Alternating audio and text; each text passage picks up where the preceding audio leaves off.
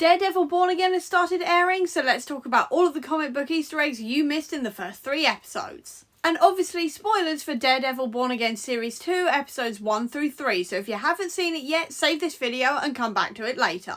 Starting with episode 1, let's talk about the most obvious comic book reference, and that is Matt's new suit. First of all, it is now black like it is in the Shadowland run of Daredevil, and also it now has the iconic Daredevil logo on it.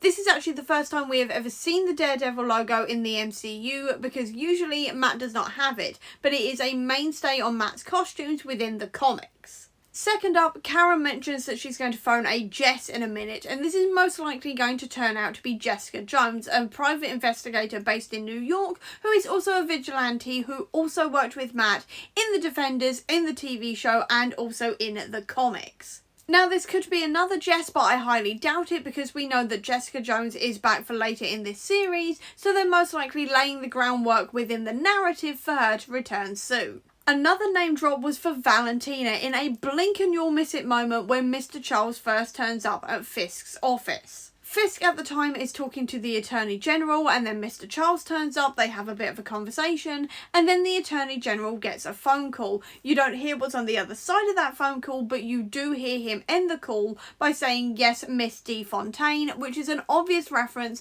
to Valentina. Valentina, as we know, is very high up in the CIA and also now owns the Thunderbolts/New Avengers, so she has massive pulling power within this world, and this scene really proves that. Also, speaking of the New Avengers, we also see Avengers Tower in the background in one of the shots of this episode. And if we're talking about Thunderbolts, in the comics, specifically within the Devil's Reign event, which this whole series is based on, the Anti-Vigilante Task Force doesn't actually exist. Within the comics, it's actually Wilson Fisk's own Thunderbolts team that goes around doing what the AVTF are doing within the show. Kingpin has a very different lineup of Thunderbolts though. He has US Agent and Taskmaster, which is obviously the same as Valentina's, but he also has Electro, Shocker, Rhino, Doc Ock, Whiplash, Kraven the Hunter and Abomination, among others, making it a very different team from Valentina's that we see within the MCU. In terms of whether or not I think we're actually going to see the Thunderbolts or Valentina within the show, I'm going to say no to the Thunderbolts, just because I don't think they're going to fit in with this show that well,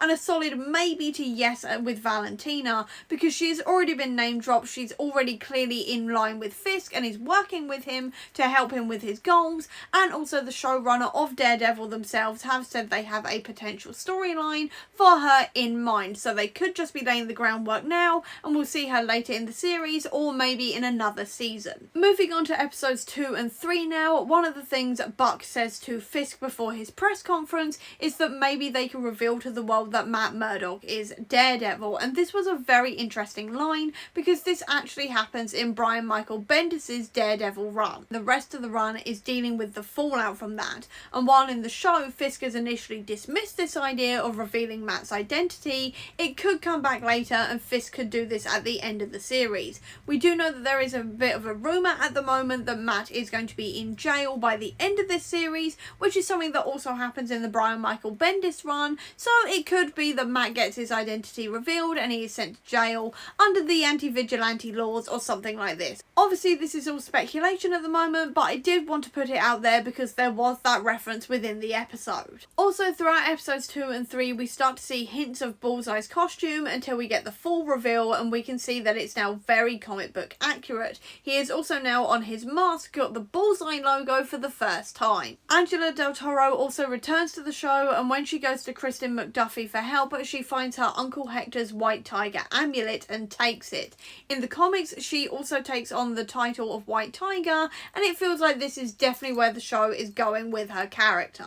Also within these episodes, Fisk and Vanessa talk about the fact that they do not have an heir to their empire, which is very interesting because in the comics they do. Together they have a son called Richard, and then Fisk also has another child with a woman called Stella Faris.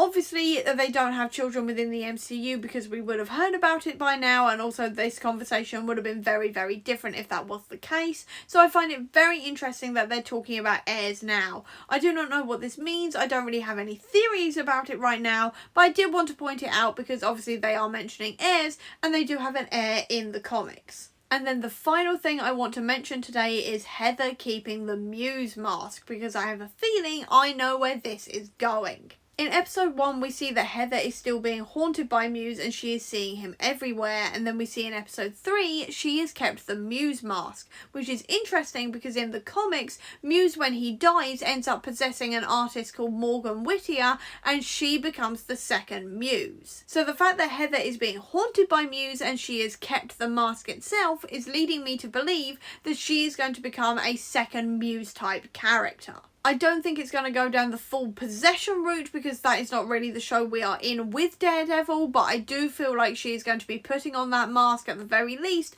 by the end of this series. And that is all of the Easter eggs I noticed and a couple of theories I've come up with for Daredevil Born Again Series 2 Part 1. So I hope you enjoyed this video. If you did, please do give me a thumbs up. Comment down below, tell me if you've got any theories or any Easter eggs I missed. I would love to get chatting about them down below.